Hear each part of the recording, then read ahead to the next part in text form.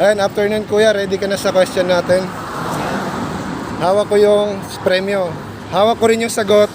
Hawak ko rin yung tanong. Sino yung tatlong tao dito sa 1,000? Uy! Nakalimutan ko eh. May hawak ako niyan. Nakaraan lang. Oo. Kung naalala mo. Mahaba pa naman oras natin kasi 1 minute 30 seconds ang reels eh. Sige, may oras ka para mag-isip kuya. Yung tatlong personalidad na nakadrawing dito sa 1,000. Kilala ko yung babae.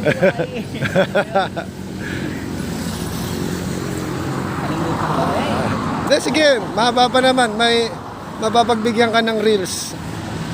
Wala ko na dito. Nagastos ko na kami.